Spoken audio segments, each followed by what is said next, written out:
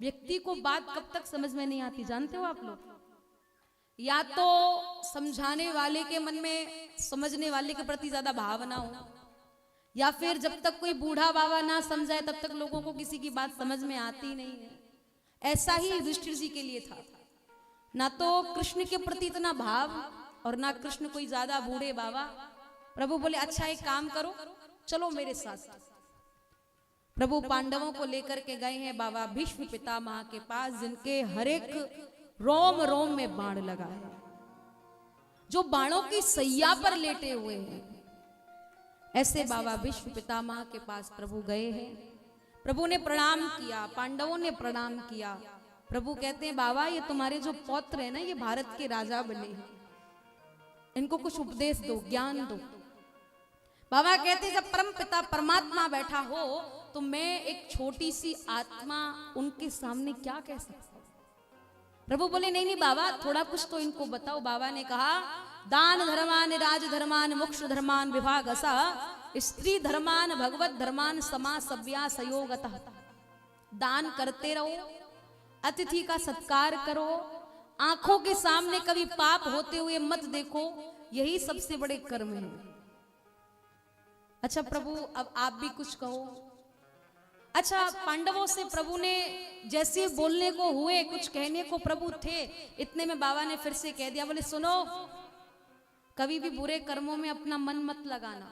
अगर कहीं बुरा कोई कर्म हो रहा हो लड़ो, अत्याचार मत सहो, नहीं तो वहां से लौट करके आ जाओ। द्रौपदी बाबा की बात को सुनकर के हंस गई। बाबा बोले कौन हंसा है? द्रौपदी बोली बाबा माफ करना मैं हंसी हूं। बाबा ने कहा कोई तो कारण है? द्रौपदी बोली कुछ नहीं। बाबा बोले तुम्हारी जैसी कुल की स्त्री, तुम्हारी जैसी कुलवंती नारी बिना किसी कारण के नहीं हंस सकती है। क्या कारण है कहो? द्रौपदी बोली बाबा आज तो बड़ी ज्ञान की बातें कर रहे हो। उस दिन जब दुष्ट दुर्योधन मेरा चीर हरण कर रहा था, उस समय सभा में सबसे आगे आप ही बैठे थे और मैंने आपसे ही कहा था कि मेरी रक्षा करो, पर आप उस समय सब कुछ करने में समर्थवान थे, फिर भी आपने एक शब्द तक नहीं कहा। बाबा बोले यही तो मेरा दुर्भाग्य है। उस समय में मैं उस दुष्ट का अन्न खाता था तो मेरा मन भी उसके जैसा ही हो गया था, पर अब एक एक रक्त, उसका खाया हुआ एक एक कण, उसके द्वारा खाया गया एक एक अन्न मेरे शरीर से निकल चुका है। अब मेरा मन उस दुष्ट जैसा नहीं रहा है, अब मेरा मन एकदम निर्मल हो गया है। बेटी मुझे क्षमा करना। द्रौपदी कहती बाबा कोई बात नहीं। इस बात को समझ करके सिर्फ इतना याद आता है कि जैसा खाओगे अन्न वैसा बनेगा आपका मन, जैसा पियोगे पानी वैसी बनेगी वाणी, जैसी करोगे संगत वैसी बनेगी रंगत। वाणी, संगत और महाराज अन्न का बहुत प्रभाव पड़ता है। आप जो भी खा रहे हो, जो भी पी रहे हो, सब प्रभु को समर्पित करके करो, क्योंकि अगर आप कुछ भी खा रहे हो ना जाने वो कैसा है क्या है, पर आपने अगर प्रभु को समर्पित कर दिया तो वो प्रसाद है, और प्रसाद का कोई बुरा प्रभाव हमारे जीवन में नहीं पड़ता है। बोलो राधे राधे राधे राधे, जोर से कहो राधे राधे राधे राधे।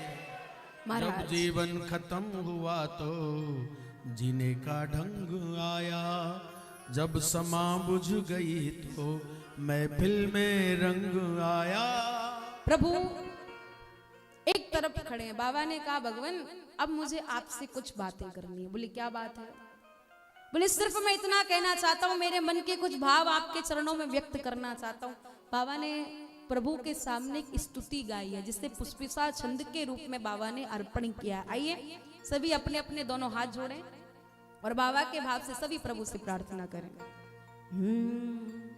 इतिमति रूप कल्पिता वितृष्णा भगवत शाश्वत पुंगवे विभूम्नि स्वसुख मुपगते क्वचिदुहर तुम प्रकृति मुपयुष्यद्भव प्रभाः।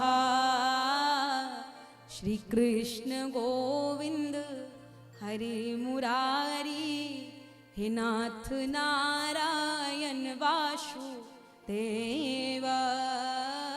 श्री कृष्ण गोविंद हरे मुरारी, हे नाथ नारायण वासुदेवा।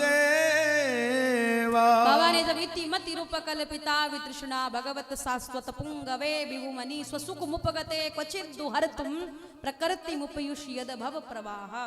बाबा कहते हैं भगवान मेरी एक बेटी है। पांडव बोले क्या?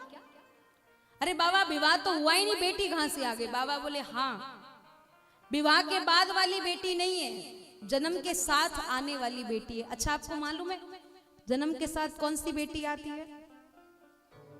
पता है कुछ मालूम है? नहीं पता है ना? जन्म के साथ बुद्धि आती है। आपकी मति, आपकी बुद्धि ही आपकी बेटी है। कहते हैं बुद्धि बिगड़ गई तो जीवन बिगड़ गया। तो इसकी भी एक बेटी जैसे ही रखवाली करनी पड़ती है। तो बाबा कहते हैं मेरी मति रूपी कन्या बड़ी हो गई है, अब मुझे उसका विवाह करना है और मैं आपके साथ उसका विवाह करना चाहता हूं। क्या आप मेरी कन्या को स्वीकार करेंगे? प्रभु मुस्कुरा करके कहते हैं अरे भक्त जो हमें देता है ना हम सबको स्वीकार कर लेते हैं, क्योंकि हमारा काम ही भक्त वत्सल है। महाराज तत्काल बाबा ने अपनी मन रूपी, अपनी बुद्धि रूपी कन्या को प्रभु के चरणों में अर्पित किया। जैसे ही सूर्य उत्तरायण हुए बाबा ने अपनी देह का त्याग प्रभु के चरणों में कर दिया है। बोले भक्त वत्सल भगवान की। इतना तो करना स्वामी जब प्राण तन से निकले, गोविंद नाम लेकर मेरे प्राण तन से निकले। अंत समय में अगर भगवान का दर्शन हो जाए ये बहुत बड़ा सौभाग्य है।